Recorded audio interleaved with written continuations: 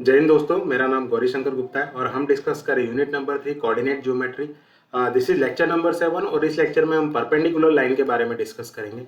तो लेक्चर 5 में हमने ऑलरेडी देखा, जब भी दो लाइन परपेंडिकुलर होती है एक दूसरे के तो उनके स्लोप के बीच रिलेशन क्या होता है।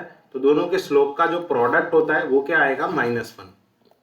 सो मान लो L1 कोई लाइन है जिसका स्लोप m1 है, L2 कोई दूसरी लाइन है जिसका स्लोप m2 है। तो अगर वो दो लाइन एक परपेंडिकुलर है एक दूसरे के तो दोनों के जो स्लोप का प्रोडक्ट आएगा वो क्या आएगा, -1। तो मान लो आपको कोई एग्जांपल इस तरह का दिया है जहां पर आपको प्रूव करना है कि ये जो दो लाइन है L1 और L2, ये दोनों लाइन क्या है, परपेंडिकुलर है। परपेंडिकुलर बताना है तो आपको सिर्फ इतना बता देना है कि दोनों के स्लोप का प्रोडक्ट क्या है, -1। तो पहले हम स्लोप निकाल लेते हैं। तो हमारी फर्स्ट लाइन L1 क्या है, 7x + y - 1 = 0।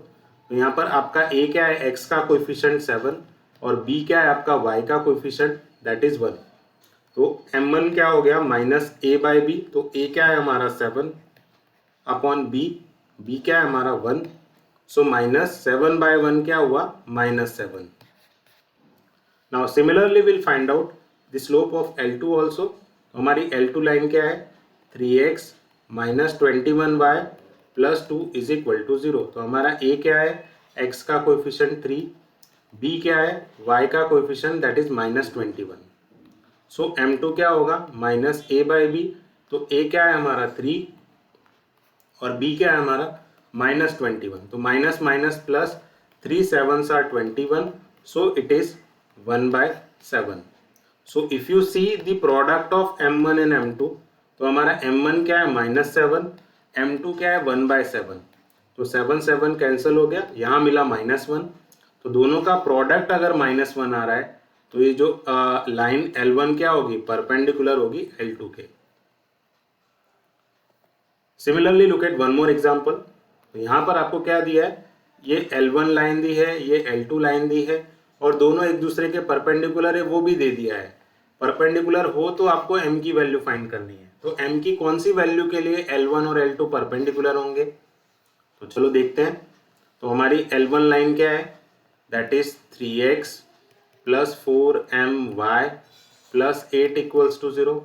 तो हमारा a क्या है, x का कोएफिशिएंट दैट इज 3, b क्या है, y का coefficient that is 4m। So m1 क्या होगा, -a/b। तो a क्या है हमारा 3 अपॉन b क्या है हमारा 4m। सो m1 क्या हो गया, -3/4m। सेकेंड लाइन L2 क्या है हमारी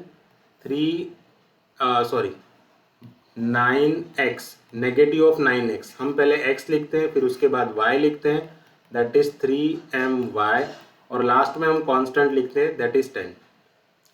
तो यहाँ पर हमारा a क्या है, x का कोएफिशिएंट दैट इज -9, b क्या है हमारा y का coefficient that is 3m। So m2 क्या होगा, -a/b। सो -9 अपॉन b क्या है हमारा 3m।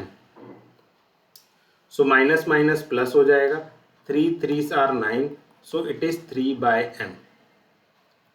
तो यहाँ पर एक दूसरे के परपेंडिकुलर है वो तो आपको दे ही दिया है। तो परपेंडिकुलर है तो आपका जो m1 और m2 का मल्टीप्लिकेशन होगा, m1 × m2 वो क्या होगा, -1 होगा। अच्छा m1 क्या है हमारा -3/4m, m2 क्या है अभी हमने निकाला 3/m = -1। तो ये क्या इम्प्लाई करेगा, -3 × 3 that is -9 upon 4m × m क्या होगा, 4m² = -1। सो देयरफॉर ये माइनस और ये माइनस प्लस हो जाएगा, 4m² × 1 क्या हो जाएगा, 4m²।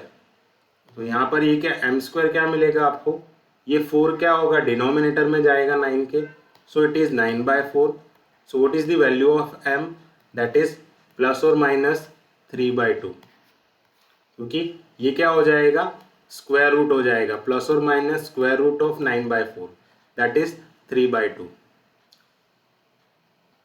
Now look at one last example. तो यहाँ भी आपको क्या प्रूव करना है कि यहाँ पर ये जो दो लाइन है हमारी L1 और L2, ये दोनों क्या है, परपेंडिकुलर लाइन है।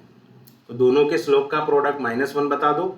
तो हमारी फर्स्ट लाइन L1 क्या है, 4x plus 3y is equal to 7। तो यहाँ पर मैं लिख देता हूँ 7 को यहाँ लाकर -7 इज इक्वल टू 0। तो हमारा a क्या है, x का कोएफिशिएंट 4, b क्या है, y का coefficient that is 3। So m1 slope क्या होगा, -a/b। तो माइनस ऑफ a हमारा 4 है और b हमारा 3 है। इसका स्लोप क्या आएगा, तो हमारी लाइन L2 क्या है, 3x minus 4y plus 5 is equal to 0। तो हमारा a क्या है यहाँ पर 3 और b क्या है हमारा -4। तो स्लोप m2 क्या हो जाएगा, नेगेटिव ऑफ a। तो a क्या है हमारा 3 अपॉन b, तो b क्या है हमारा -4। ये माइनस और ये माइनस प्लस हो जाएगा, सो इट इज +3/4। तो दोनों का प्रोडक्ट चेक करते हैं, -1 आ रहा है या नहीं। सो m1 इंटू m2, m1 क्या है -4/3, m2 क्या है 3/4। सो 3 3 4 4 will get cancel, so here you will get -1। तो दोनों का प्रोडक्ट -1 आ रहा है, तो m1 परपेंडिकुलर हो जाएगा, सॉरी L1 परपेंडिकुलर हो जाएगी L2 के। आई होप आपको ये लेक्चर समझ में आया। Thank you everyone.